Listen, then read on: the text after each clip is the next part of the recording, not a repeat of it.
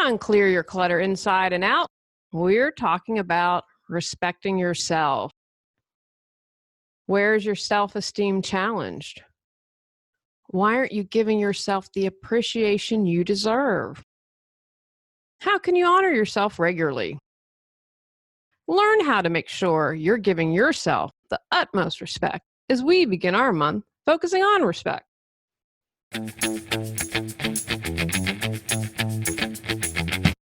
Are you ready to clear your clutter and share your gifts with the world? I teach you how to navigate the waters to declutter your life, get organized, and become more mindful. I'm an award-winning professional organizer, author, and certified life coach, and examine clutter in all areas. Every episode, I'll give you take action steps that you can easily apply to your life. Come on, let's get started.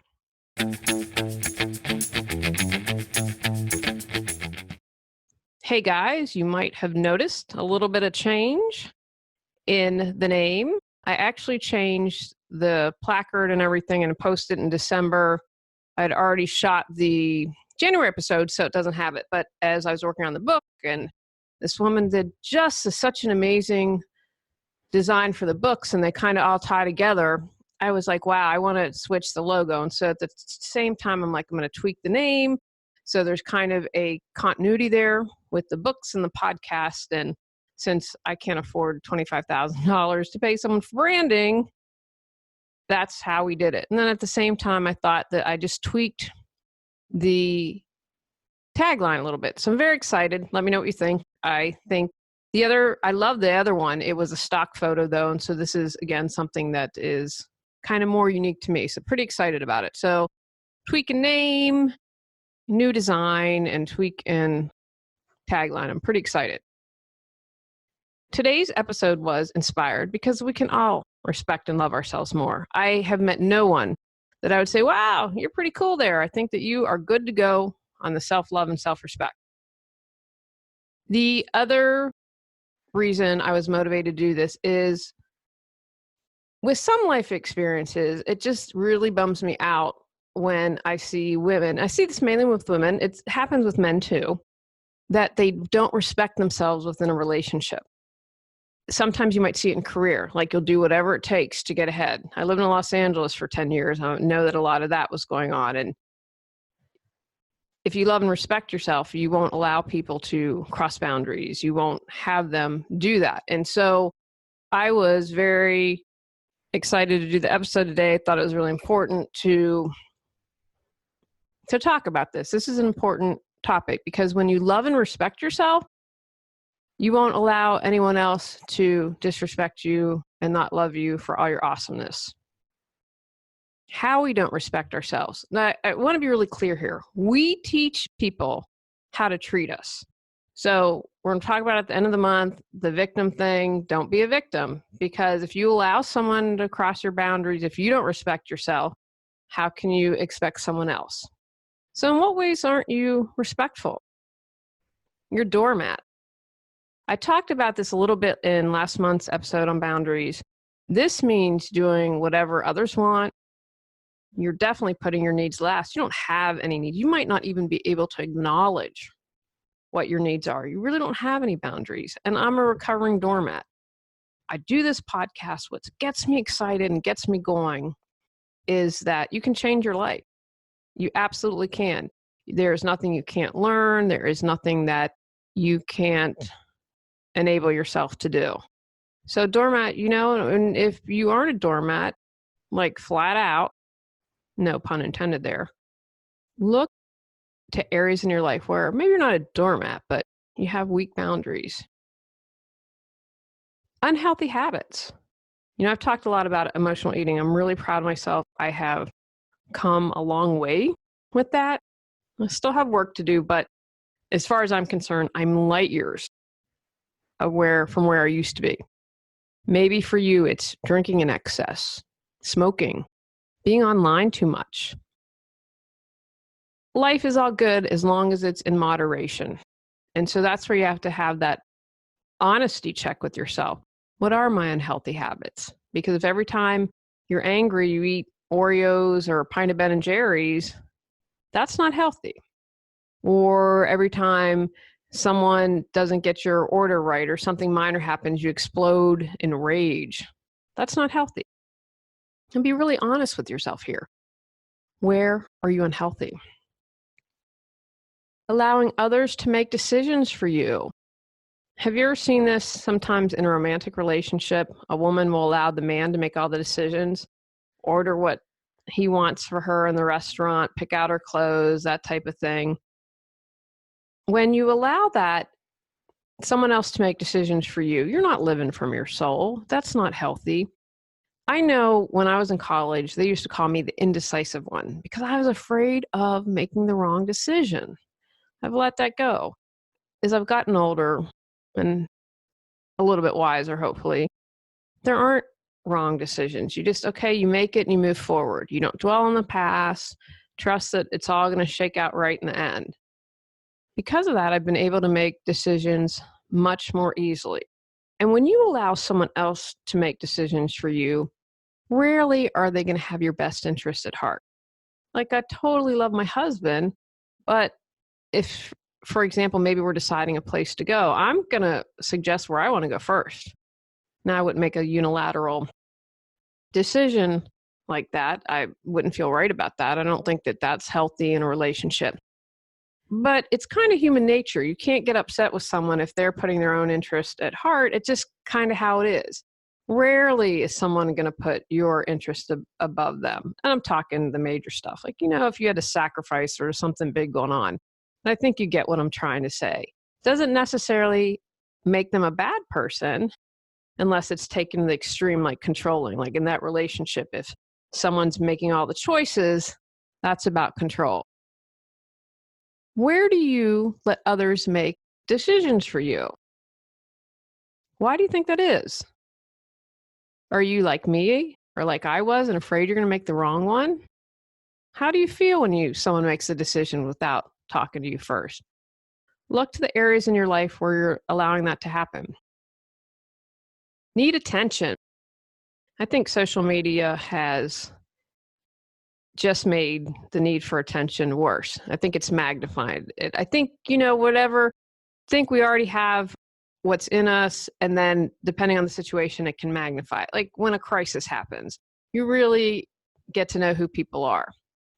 So I have a woman that I'm friends with on Facebook, and I really like her, but she shows pictures of her chest all the time. And I'm a straight woman, and all I see is her chest area because they're low cut tops. And people are always saying, oh, you're so pretty, you look great in your bikini and all that. If you're constantly posting that, you need attention. And it's that validation that you're looking for. When we need attention, we're seeking validation. So where are you trying to get validated in your life? How does that come out in the need for attention? Is it with your spouse? Is it on social media? Your kids? Perhaps it's at work? In what ways do you try to get attention? Being perfect all the time? Playing the martyr? Acting outlandish and crazy? Why is it that you are seeking attention? What can you give yourself that you're seeking from others? Another way you might be disrespectful to yourself is you're masking how you really feel, your true feelings and emotions. I'd say that the majority of my life I mask. I didn't allow myself to go there. I didn't think my feelings and emotions were valid. I'd rarely show if I was angry. I was more apt to show that I was sad, but I was really angry about some things and truthfully had a right to be. It's a whole can of worms when you don't deal with your emotions and what you're feeling. So where are you doing that? Where are you hiding or masking what you really feel? Are there certain people that you do that around? And why do you think that is? Why are you unable, perhaps afraid, don't think it's appropriate? There can be lots of choices there to share your true feelings with certain people. Why is that? Take some time to examine that. Have loosey-goosey boundaries. Now, a little bit different from the doormat that I mentioned a little bit earlier. You're not a doormat, but you still don't have healthy boundaries. My father talked to me once about people who embezzle. And he said, a lot of times it was his experience that the first time someone embezzled, maybe they had a debt, they had true intentions to pay it back, but then it just became so easy to steal the money and then to buy things. And it's a good example of moving our boundary, our moral boundary of what is and is not acceptable, right? And so the boundary just kept getting moved. So where in your life are you doing that? Where do you go against things that are out of integrity for you? Why would you do something you're not comfortable with? And what is happening to change that? Is there someone in your life that influences you? Oh, just this once, just for me, pretty please. Goes back to that. People are always going to do what is there in their best interest. So it kind of ties into that as well. Are you disrespecting yourself through poor self-care? Where in your life is your self-care not good? How well are you taking care of your body? Are you feeding it good, nourishing food or a bunch of junk? How often are you exercising? How about your mental clutter? Are you doing something like a meditation or a mindfulness practice to help calm your mind? How are you taking care of yourself emotionally? You able to express your emotions or not? What about spirituality? Do you have a regular practice? Are you able to connect with your higher power? Do you do something to enhance your spiritual life on a regular basis? Same thing with relationships. Are you in relationships with people that don't care for you or treat you poorly? How about your finances? Do you disrespect yourself by going into debt every holiday season or by buying things for your children that you can't afford? That's disrespectful. Be really honest with yourself. And again, guys, it's all about becoming more aware. And if you're not honest, you can't change your life. You can't fix it. You can't move forward. You're going to stay cluttered, stuck, and stagnant. There's no right or wrong here. Don't get into the rabbit hole of judging yourself because there's just no point. So be really honest. Where do you need to have better self-care?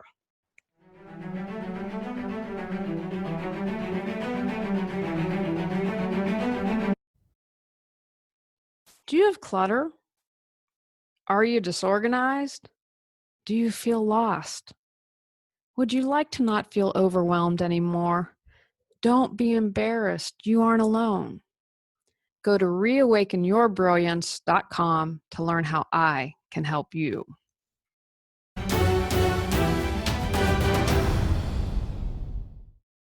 Judging others. Great segue into this. Told this years ago by my mentor, kind of coach, Lisa Brown, who I worked with. And Lisa said, when you judge another, you judge yourself. When you judge another, you judge yourself. And so if you didn't have judgment in the world towards yourself, then you wouldn't judge others. Who are you judging? Why do you think you're judging that? Let's say you're out and about and you see a woman in an outfit and you're like, oh my gosh, she's too old to wear that. She's too fat to wear that. She's too thin, whatever your judgment is. Can you see how you could turn that around and be like, where do I judge myself? Because usually when we're judging someone in an area, that's within us. It's always go back to look within. So maybe you went out the door that day and you live in the South and your hair is a hot mess because it's a joke to try to even do your hair in humid weather here as far as I'm concerned. If I could, guys, there are days I feel like shaving my head, especially during the summer. But maybe you're feeling a little bit insecure about your looks. And so you're going to judge another person to try to feel better about yourself. What benefit do you receive when you judge another? Because, guys, we do stuff to benefit ourselves. So look within and find out, why am I judging others? Gossip. I did a little short podcast on this a couple years ago. It was on one of my summer 10-minute decluttering tips. At the time I talked about, I was at a doctor's office and they had just dropped off the mail, and on the front cover, Jennifer Garner and Ben Affleck were separated or getting divorced, and they just finalized somewhat recently. I mean, can't miss it. It drives me crazy. This shouldn't be news. I don't want this in my stream. And gossip is a big money-making thing. People make tons of money off gossip. So where do you gossip? When do you gossip? Who do you gossip with? Do you have a bunch of gaggle of girlfriends you do that with, or water cooler talk at the office? What's the benefit you receive? It's kind of, I think, hand in hand with judgment. I didn't gossip, but I would watch. It was kind of, I consider it, well, this probably goes under judgment. So, but I'm going to just use this example. Watch those awful, something awful. I get it's reality TV and you need drama, but the Real Housewives. But when I'd watch the Real Housewives, hey, you know what? I might have some challenges in my life, but I am not as bad as those crazy housewives. I'm judging and kind of being gossipy. And when we gossip about another, it's kind of like my new thing is the jelly donut. Like I love a donut, but I'm telling you, anytime I eat a donut, I know what it is. An hour later, I feel like crap. So it's kind of like that with judging and gossip. You might feel better about yourself for an hour, but then later you don't feel so good. It really didn't make you feel better. It was a false prop up. What are you benefiting from when you gossip? Do you do it to connect to people? Feel better about yourself? Why is it? And begin to take a diet from gossiping. For a lot of people, they do things because they're terrified of being alone with their thoughts and feelings. And it's kind of tied into disrespecting yourself because you really don't like yourself. And you don't want to talk. You don't want to be alone with your thoughts. And that's a big sign if you can recognize this in you. You're disrespecting yourself by not having alone time. Get in touch with your soul and who you are. Brava and bravo for being brave. If you're able to realize this, and then you can focus and figure out your next steps. But are you afraid to be alone and with your thoughts and feelings? And I used to, in my 20s, I was definitely like that. Again, I'm patting myself on the back here, guys, because I've come such a long way. I've worked so hard on myself. I'm really proud of myself. And 2018 was the hardest year of my adult life. And gosh, was it hard. And thank God for my husband and thank God for Thithi, Toto, and Joey. I don't know what I'd do, but I have to recognize the good that came out of that year and all that I accomplished despite everything that I went through. And finally, an example I'd like to use, and this is the biggest one to me that shows you're disrespecting yourself. You tolerate abuse. Please, in any way, shape, or form, because it doesn't have to be just physical abuse. People can mentally abuse you. They can spiritually abuse you. And I'm writing about something along these lines based on my experience. And, you think, oh, it can't happen to me. Well, look at I don't know if I'm pronouncing it right, the Nexium cult. They allowed themselves to be branded. Women who were close to him would brand other women or what do you call it, recruit other women. You think, oh, I'm not going to allow. But maybe you really want to be a model or an actress, and we can help you how to do that. And I understand a little better now how people can get sucked into a cult. But when you tolerate abuse, that is the ultimate form of disrespect for yourself. Please, please, please, I encourage you, get help, ask for support. Email me. I will figure out a resource where you live. It just is, you need to get out. You need to make changes. And there are lots of group and people who can support you. So if you're allowing abuse in a relationship, at work, whatever it is, get out. You can, and you will be fine. You might feel like the world's ending, but you will be much better off. So please, please, please, I encourage you to reach out and get support. Why don't we respect ourselves? We don't like or love ourselves. I mentioned a moment ago about not wanting to be alone with our thoughts or feelings. If you have low self-esteem, you don't love yourself, don't respect yourself, you don't think you're good enough, worthy, or deserving of love. So not true. Please, no matter what is going on in your life, you are good enough, you are worthy, and you are loved. When you believe that with all your being and soul, you won't allow others to disrespect you, and you won't disrespect yourself. Maybe you were told stories as a kid. The stories we tell ourselves really don't represent who we are.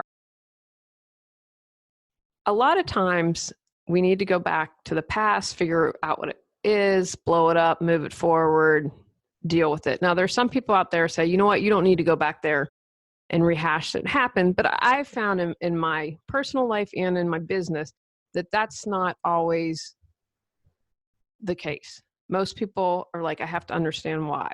That's great if you're at a certain level and you can just like be like Eckhart Tolle and wake up and have a night of darkness and then it's all good. I don't think that's the path for most of us. So what are those false stories that you're telling yourself? I'll share an example of something that I told myself. I'm not a in front of the camera person. I need to be a behind the person scenes. Like I love writing and I love, I'm so excited to find these books together and I'm passionate about that. But I always saw myself as kind of like the writer in the room, never being out front and center, as I am to some extent shy. But when I did my internet TV show where I interviewed people, Reawaken Your Brilliance, I was in front of the camera. That was a live show. I took calls. You could Skype in and call. And you know what? I love being in front of the camera. I loved interviewing people. Like, I really enjoyed it. And that was a new skill. I'm like, wow, you know what? You're pretty good at this. And that's allowed me to transition to the podcast. I would have never imagined putting my face out there. Now, if you're listening, but I also put this up on YouTube, so you see me. Never in a million years could have imagined that because I told myself, you're a behind the camera person. Now, so what false stories have you told yourself that have allowed you to disrespect yourself? Usually our self-worth is tied to what we view as unique. It could be how we look, our jobs, our skill set. But if we lose that, what happens? When I quit Reawaken Your Brilliance show, because that's obviously now my business name, I kind of was lost. I mean, I knew I was doing the podcast and this took, 3 or 4 months to put together before I released it and all that. But on one level, I was lost because I put my ego, this is who Julie is, into the show. That's not the case. That's my ego talking. That's not my soul, not my spirit. Because what happens if you put your identity in your job and you get laid off? Right? If your self-respect, I'm worthless. I'm just a horrible human being because I got laid off. If you have put your entire identity into that, then you might be disrespecting yourself. So really take time to examine that. What is it that you made that is false that you might be saying, oh, this is who I am, when it's not? You're your soul, your spiritual center. How do we respect ourselves? Be authentic. Spend the time. Get to know yourself. Like if you do that with the relationship or partnership you're in, whether it's a romantic relationship or business or friendship, spend the time getting to know yourself. Figure out who you are. When you know who you are, you become more comfortable with yourself. And you're able to develop a take it or leave it attitude in a healthy way, not in a stinky butt way, in a healthy way. Because, okay, what others do and say is about them. How I respond is about me. This is who I am. I'm not for everyone. I've had people criticize my favorite negative comment is when people criticize my voice. Well, guess what? Find another podcast. I like my voice. I know we sound different, like recording or whatever. If you don't like my voice, okay. But this is my voice. This is my style. I keep it real. Release others' expectations. That's a way to be respectful to yourself. When I was in college, I took the LSAT, and I thought for a long time I'd go to law school. And I have to tell you, in another life, I think I'm going to be a lawyer.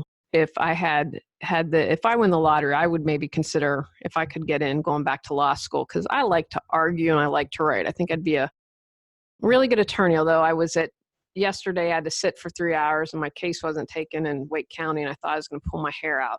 And the courtroom scene was so chaotic, I would just go insane. But I digress. So anyway, when I was younger, I thought I'd be a lawyer and took the LSAT, and I just didn't have it in me. And part of the reason I was motivated, my grandmother I loved dearly was an attorney, and she was the first female attorney in the town I grew up in, and always helped women who became attorneys after her. And I loved her so much. I admired her. I think that was part of it. But also my dad. I'm very close to my father, who had a career in law. And I said to him, I just can't do it, Big Jack. I can't. And he looked at me and said, I don't want you to go to law school unless that's what you love and that's what your passion is. I ask you to make sure you don't do anything illegal, immoral, unethical. So far, so good. I'm doing all right. I had to do what was best for Julie and kind of meander through, and now I own my own business. Never would have thought of that. And interestingly, my younger brother does. So 2 out of 3 of us own our own business. I'm trying to get my older brother. He's crazy, speaks like a bazillion languages, and he could do something with that. But anyway, the other reason or other example of releasing others' expectations, I didn't get married until I was 44. I think it was 44. I had to think about it a moment. I think we met at 43 and 44. It was 44, 45. So around there, I got married. And according to society, I'm a big old loser. Women who get married in their 40s are losers. That still has kind of stuck with that expectation of get married in your 20s. Well, I didn't fall in that category. Would I have loved to have met my husband 20 years earlier? Absolutely. But I wouldn't be the person I am, and he wouldn't be the person he is, and we might have missed a good thing. So I just had to release those expectations. You know what? When I find the right guy, it'll happen. I'm not going to let society dictate my love life. Don't settle. You have worth. Don't compromise. And I'm talking about the big stuff. If you're in a relationship, partnership, business, or whatever, you have to compromise, guys. If you want to get your way all the time, you're going to probably find yourself alone. So don't get that confused. I mean stuff like settling for people who don't treat you well, people who try to push your boundaries. If there's someone that's always trying to cross them, why is that person even in your life? One thing I continue to get better and better at doing. You know, it took me a while. I'm going to write about this, but when I left that women's group, I mean, I'm like, you're calling yourselves light workers and you're meaner to me than someone in junior high. I have to share that I'm dipping my toe back in. I have joined a book club. I think I'm going to be one of the younger ladies of the group.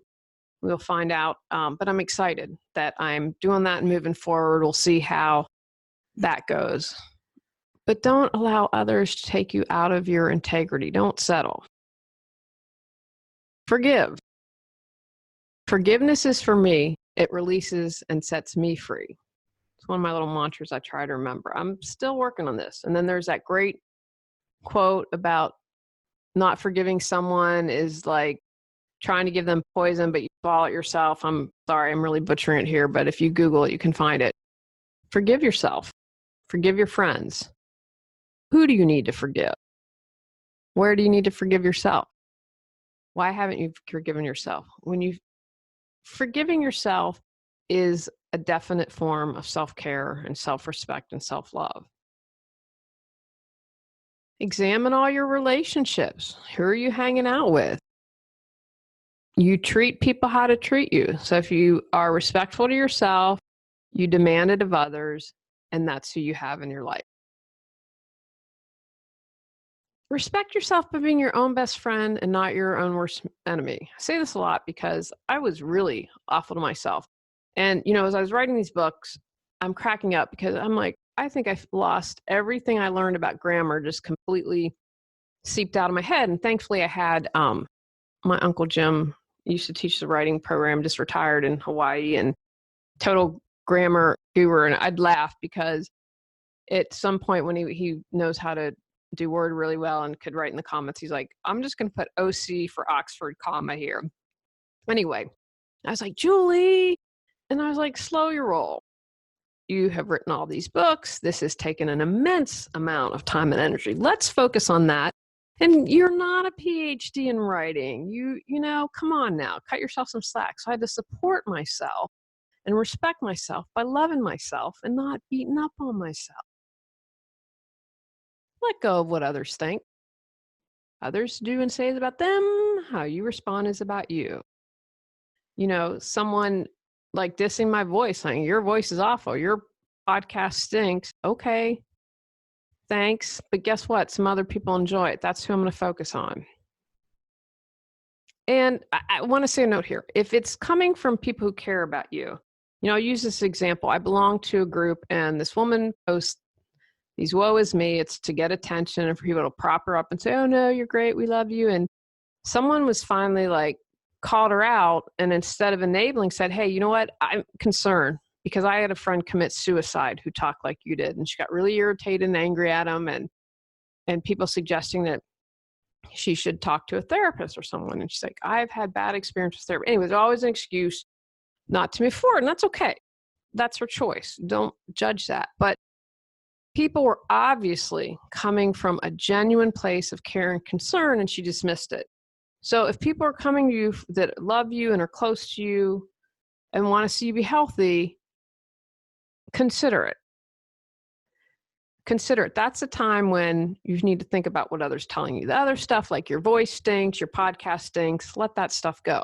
Release it. Get control of your clutter so your clutter doesn't control you. Reclaim time, money, sanity, and resources. Our Got Clutter 365 Journal Prompt book series supports you in clearing your clutter. Journaling helps you access your inner wisdom. When you become aware of your clutter, you can take action to release it. Stop being afraid, gain clarity, and go at your own pace with our journal prompt books. The present moment is your point of power to change. Ready to start? Talk positively about yourself. I talked about okay, I'm not grammar girl. And I'm not talking rose-colored glasses because you need to be honest and keep it real. But be very aware what you think about yourself, what you say in your head, what you say out loud to yourself. Talk positively. You know what? I'm not grammar girl. And I'm a pretty darn good writer. I'm really proud of myself. Keep bringing that positive focus back to you. I'm an awesome cat mommy. I'm really excited. I found an awesome deal on something from Animal Planet for the cats. I mean, God love my husband because I'm nuts. They're my babies, guys. So they are spoiled. I hit the cat lottery with Tony and me. Respect yourself by getting enough alone time. I mentioned earlier in the podcast, when you don't want to be alone with your feelings and don't want to deal with that, you probably don't like yourself that much. I used to hate to be alone, and I had to figure out, why is that? And now I love spending time on myself and recharging and reflecting. I really believe that with our schedule, so Tony, we don't work the same hours. Like, I will work during the day and when he's at work, but he works till 11. I'm, by 6, I'm probably usually toast. I just can't work that way. So I have that alone time every evening for 5 days. And I think it's a real plus. I can spend time on myself, recharging, reflecting, just being. Do whatever feels good to you, but honor that alone time. Be honest. Where are you not being honest with yourself? Because that's disrespectful when you do that. Why are you not being honest? Who are you not honest with? Who can't you be that authentic self with? Again, be an archaeologist, be a researcher, figure out why. If you're not honest, you can't move forward in life. You can't change your life. And again, don't get caught up in that judgment. Be like, okay, you know what? Go, Julie. I'm becoming aware. And now that I'm aware, I can take action. How's your self-esteem? When you love yourself and take care of yourself and have confidence, you'll respect yourself. If you have low self-esteem, how can you improve it? Right now, I want you to say to yourself something you love about yourself. Right now, out loud. What was that? Say it again, out loud. Now say another, out loud. Good. Now keep building on that. Consider making a list of all the things you love about yourself. If you're struggling, enlist someone that knows you really well and is one of your cheerleaders to help you make that list. And then use that list. Make sure it's handy where you can look at it. Increase your self-confidence. When you have self-confidence, that helps you respect yourself. You can feel the fear and do it anyway. You don't stay in that comfort zone. You can encourage others as you gain self-confidence. I'm all about pulling people up, guys. Paying it forward, moving it forward. Because when we make these great changes in our life, we give other people the courage and permission to do so as well. Respect yourself by not comparing. Don't waste your time and energy and effort on this. Just don't even go there. And when you find yourself comparing yourself, stop. Then name something you love about yourself. We're all unique. Even if you have a similar build, a similar job history, a similar family, whatever, we are still on unique paths and have unique journeys. So honor that. When I lived in Los Angeles, I compared myself. Oh, it was awful because I moved from this environment. I'd been in Vermont and Massachusetts and kind of had my own thing. And then I was at a place where all the women were really super thin, super good looking. It wasn't me. It was a really miserable place. And I did it with my weight. Well, I'm more thin than she is. I'm fatter than she is. And a horrible place to be, horrible time in my life. If I can save you from one thing, I save it from comparing yourself to others. And finally, love all of yourself. I mean, everything, every bit and piece, not just the good stuff. Love the bad, the ugly, the broken, the bits hidden away. Love my chunky self. I love my tummy tums. Yes, I'd like to be healthier. Yes, I'm working on it, but I gotta love myself exactly as is. When I love myself, people can throw slings and arrows and they just fall away.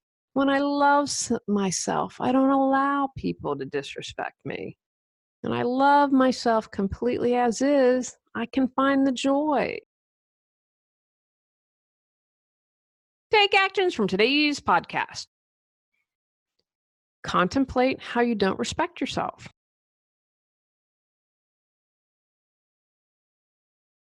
Choose one unhealthy habit you'll work to change.